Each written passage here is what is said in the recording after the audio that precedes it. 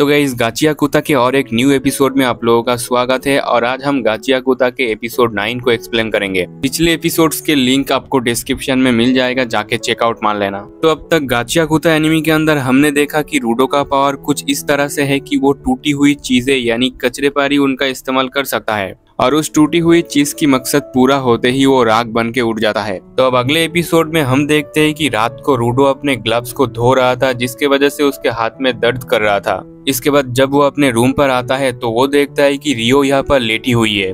रियो कहती है कि रात के 4 बजे है, लेकिन तुम अभी तक जाग रहे हो, पता है ना कल हमें मिशन पर जाना है। रूडो तो काफी शॉक होकर पूछता है कि रियो तुम यहाँ पर क्या कर रही हो और तुम यहाँ पर आए कैसे। रियो कहती है कि मेरा कमरा तुम्हारे कमरे के ठीक ऊपर है और मुझे तुम्हारी चीखें सुनाई दे रही थी, तो मैं खिड़की से यहाँ पर आ गई। क्या तुम्हारे हाथों में दर्द है? रूडो कहता है जब मैं ग्लव्स को उतारता हूँ तो दर्द होता है, लेकिन कभी कभी मुझे अपने हाथों को धोना भी पड़ता है। रियो कहती है तुम्हारे हाथों का कंडीशन बहुत खराब है, क्या ये जल गए थे? रूडो कहता है इसके बारे में तो मेरे कमीने पेरेंट्स से पूछना पड़ेगा। रियो कहती है हमारे पेरेंट्स से हमें बहुत कुछ चीजें मिलती है, अच्छी चीजें और बुरी चीजें भी। इतना कहकर रियो यहाँ से निकल जाती है। अगले दिन बॉस कॉर्बस इंजन से कहता है कि रूडो का फुल फेस अभी तक कंप्लीट नहीं हुआ है, इसलिए मैं चाहता हूँ कि बाकी का लास्ट काम तुम जल्दी से पूरा कर लो। अब रूडो पूछता है कि ये फुल फेस क्या है, तो इंजन बताता है कि जब हम क्लीनर स्नोमैन्स लैंड में जाते हैं तो हमें फुल मास्क पहनना पड़ता है और इसे ही फुल फेस कहते हैं। और गाइस, इनके पास एक बंदा है जो इन फुल फेस मास्क को बनाता है।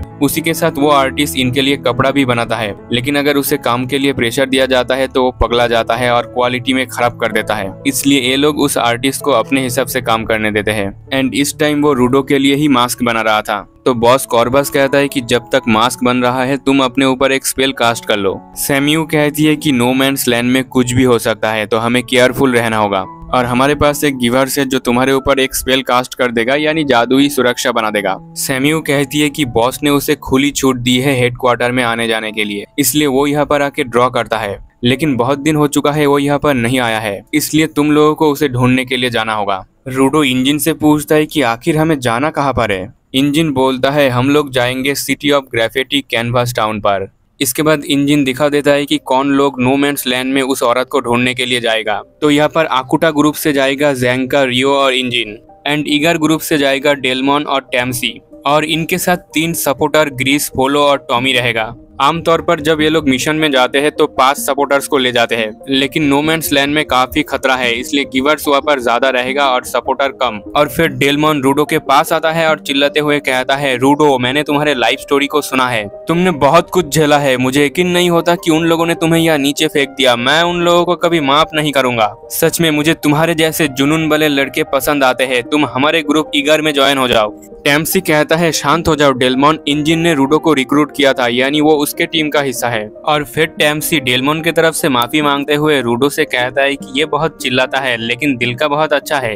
और हमें पता चलता है कि टैमसी को भी जुनून वाले लड़के पसंद आते हैं। और फिर इंजन डेलमॉन से कहता है सब लोग यहाँ पर मौजूद है तो तुम्हारा एक मोटिवेशन स्पीच हो जाए। इसे सुनकर तो ज़ैंका अपने कान में ईयरबड डाल देता है। एंड फिर डेलमॉन काफी जोर से चिल्लाते हुए कहता है चलो कैनवास टाउन में चलते हैं, रास्ते में तुम्हें काफी गड्ढे मिलेंगे, लेकिन हम नहीं रुकेंगे क्योंकि हम हैं क्लीनर्स। उसके साथ बाकी के लोग भी चिल्लाने लगते हैं, और फिर ये लोग कार में बैठ के यहाँ से निकल जाता है शांति से। ये लोग एक टाउन की तरफ जाने लगता है जो ऊपर से बंद था, और यही है कैनवास टाउन, और इसके दीवारों में लोगों ने पेंटिंग करके रखी थी। रूडो कहता है क्या ये शहर इसी तरह से बना हुआ है?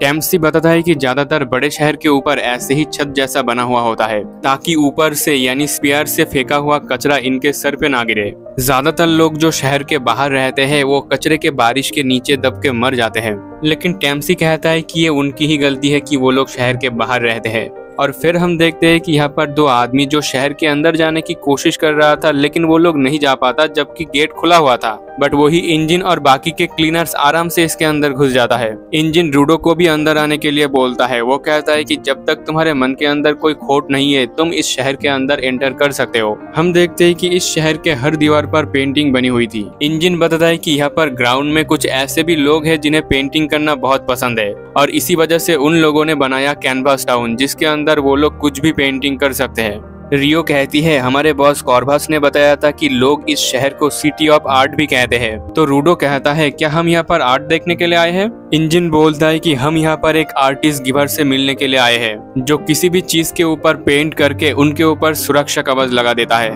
जैसे कि वो दो बंदे जो शहर के अंदर एंटर नहीं कर पा रहे थे क्योंकि उस गिवर ने बाहर के दीवार पर इस स्पेल को कास्ट कर दिया था कि कोई बुरे इरादे वाले लोग इस शहर के अंदर एंटर ना कर पाए। रूडो कहता है ये तो काफी गजब का पावर है। इंजन कहता है उसका इंस्ट्रूमेंट भी काफी रेयर है, उसे वो विरासत में मिली है। अब यहाँ पर एक लड़की इंजन से टकरा जाती है और उसके आंखों में आंसू थे एंड वो बिना कुछ कहे यहाँ से निकल जाती है, जिसे देखकर सबको लगता है कि इंजन ने एक बच्चे को रुला दिया। पर तभी इनके पास एक आदमी आके कहता है कि तुम लोग तो मेरे उम्मीद से काफी पहले पहुंच गए। ये आदमी इस टाउन का मेयर है। इंजन कहता है हम यहाँ पर गॉब से मिलने के लिए आए हैं क्योंकि हमें उससे कुछ स्पेल कास्ट करवाना है, तो वो हमें कहाँ पर मिलेगा। मेयर कहता है वो आज सुबह ही मर गया। इसके बाद ये लोग गॉब के डेड बॉडी के पास आता है। इंजन कहता है कि ये नहीं हो सकता। मेयर बताता है कि ये बॉडी पॉल्यूशन के वजह से मरा है क्योंकि गॉब के लिए सेफ जोन के अंदर पेंटिंग करना काफी नहीं था, वो पॉल्यूटेड जोन में भी जाता था पेंटिंग करने के लिए, और ऐसे ही मजे मजे में पेंटिंग करते करते उसने अपने मास्क को काफी बार उतारा होगा और यही मौत का वजह बन गया। मेयर कहता है मैंने उसे काफी बार टोका था लेकिन उसने मेरी बात नहीं मानी। इंजन अब गॉब के डेड बॉडी के पास घुटनों में बैठ जाता है और रूडो को याद आता है कि उसने गॉब को एक बार हेडक्वार्टर में पेंटिंग करते हुए देखा था। उसे भी बहुत बुरा लगता है गॉब के लिए। पास से टैम्सी कहता है कि यहाँ पर ग्राउंड में ऐसे तरीके से मौत होना काफी आम बात है। आगे मेयर कहता है कि गॉब ने अपने उत्तराधिकारी को पहले से ही चुन लिया था कि पीढ़ी दर पीढ़ी चलता आया हुआ ये वाइटल इंस्ट्रूमेंट किसे दिया जाएगा और ये वही लड़की है। मेयर कहता है कि हमेशा प्रीवियस यूजर ही इस वाइटल इंस्ट्रूमेंट के उत्तराधिकारी को चुनता है और इसके लिए वो क्या चीज यूज करता है मुझे नहीं पता, लेकिन जैसे ही ये इंस्ट्रूमेंट यूजर को दिया जाता है उसके अंदर का गिवर पावर जाग उठता है और वो एक स्पेल कास्टर बन जाता है। और इस लड़की का नाम है रेमलिन जो अगला स्पेल कास्टर बनने वाला है। एंड इस वाइटल इंस्ट्रूमेंट वाले पेन को विरासत में मिलना एक आर्टिस्ट के लिए काफी सम्मान की बात है, लेकिन ये लड़की काफी छोटी है तो क्या ये जिम्मेदारी उठा पाएगी।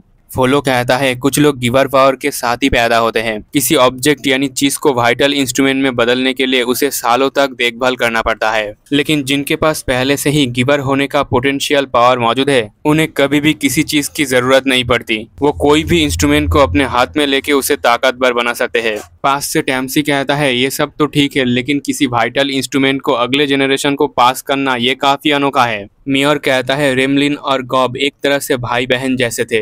गॉब खुशी खुशी से पेंटिंग करता था, उसे फर्क नहीं पड़ता कि लोग उसके पेंटिंग को पसंद करते हैं या नहीं। मेयर कहता है मैं खुद तो एक आर्टिस्ट नहीं हूँ लेकिन मैं इस शहर का मेयर इसलिए बना ताकि मैं उन सभी पेंटिंग को प्रोटेक्ट कर पाऊँ। इंजन को याद आता है कि कैसे गॉब उनके हेडक्वार्टर में कभी भी आ जाता था और कुछ भी पेंटिंग करके चला जाता था, लेकिन जब वो जाता था उसके मुंह पर एक मुस्कुराहट रहती थी जो इंजन फिर कभी नहीं देख पाएगा।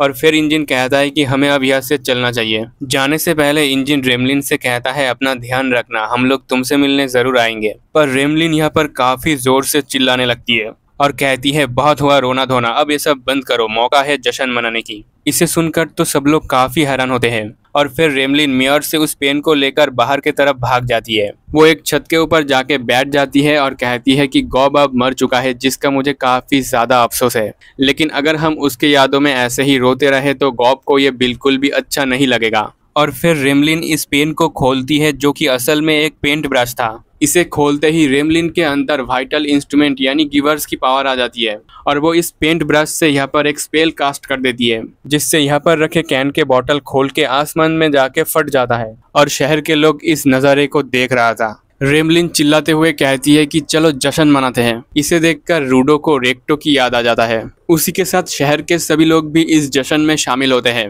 और फिर मेयर कहता है मुझे माफ करना इंजन, जिस चीज के लिए तुम लोग यहाँ पर आए थे लगता है कि उसके लिए तुम्हें वेट करना होगा। इंजन कहता है हाँ वो तो दिख रहा है, ये है कैनवास टाउन, खुशी और आज़ादी का शहर। एंड इसी के साथ ये एपिसोड भी यहीं पर खत्म हो जाता है।